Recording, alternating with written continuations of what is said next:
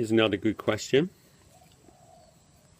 What's the best ways to keep the commitment to your practice, the commitment to your dharma, the commitment to your path, and actually follow through? Well,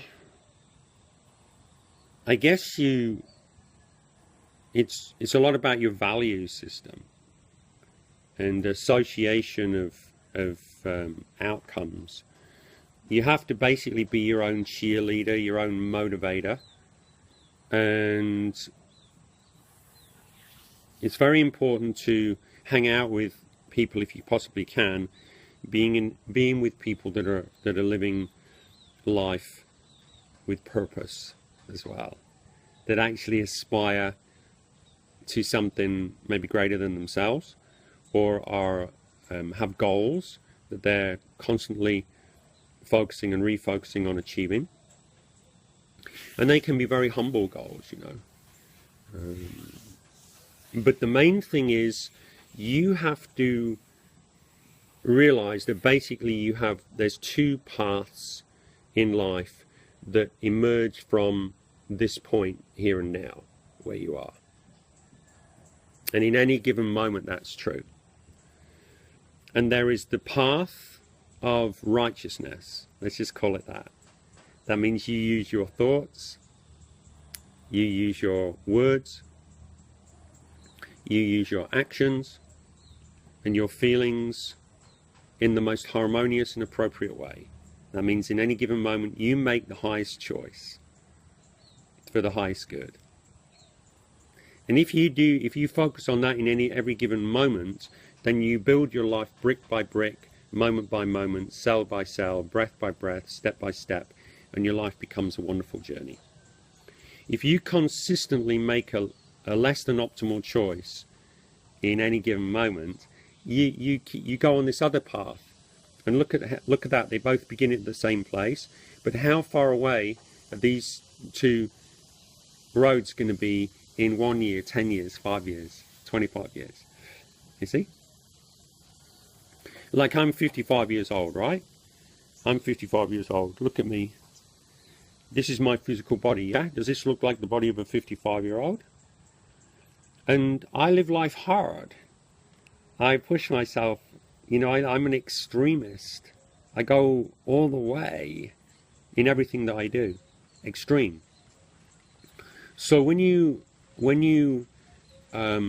fully embrace life, like I do everything, yeah, in whatever situation I'm in, if you're not making the right choices, the highest choices most of the time, you're going to trash yourself real fast.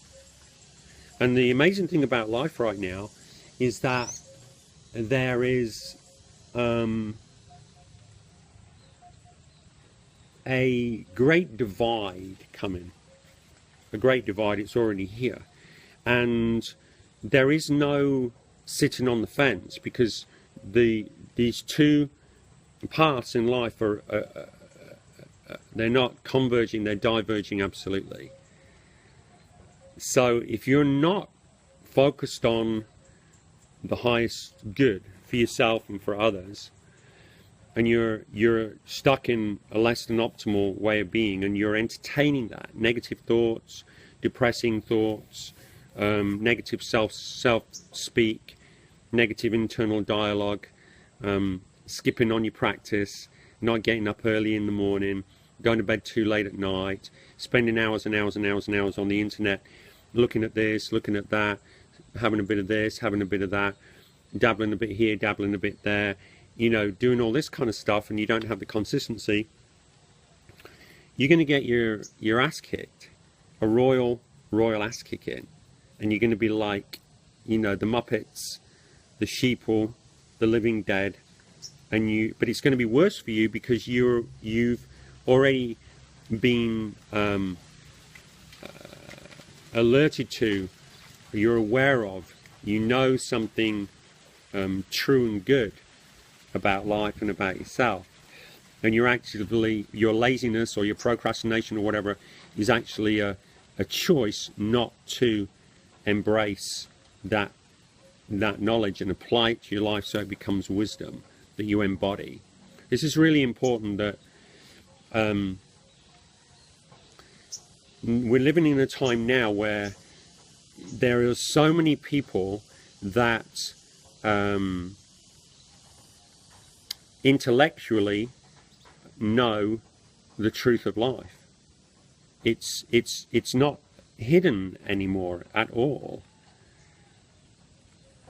But there are very, very, very, very few of those individuals that have had access to that information, who have distilled the essence of it, got the point of it, and are practicing it every day, every day, every day, every day, so that they embody the wisdom of it, so that it becomes a living truth.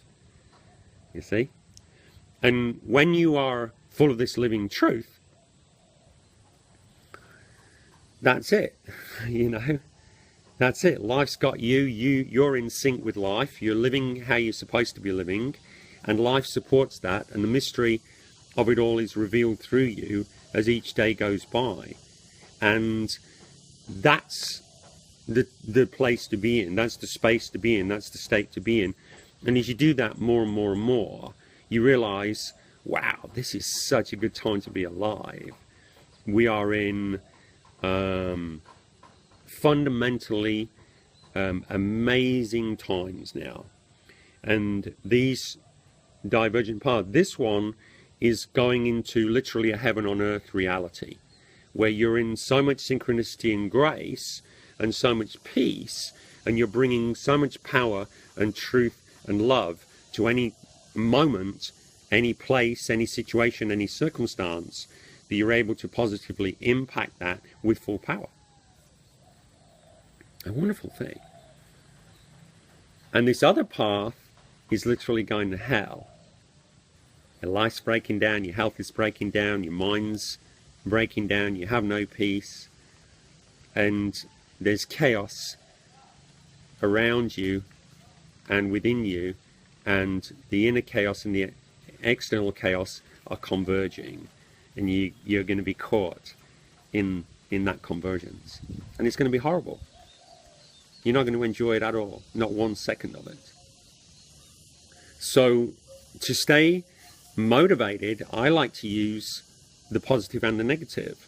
The positive is I can live a heaven on earth experience. I can fulfill the promise of that's written in my soul, and deliver the gift of my inner being, of my true self, to the world. And I, Nick Good, get to experience the revelation of that mystery through me as a living experience. That's what life's supposed to be.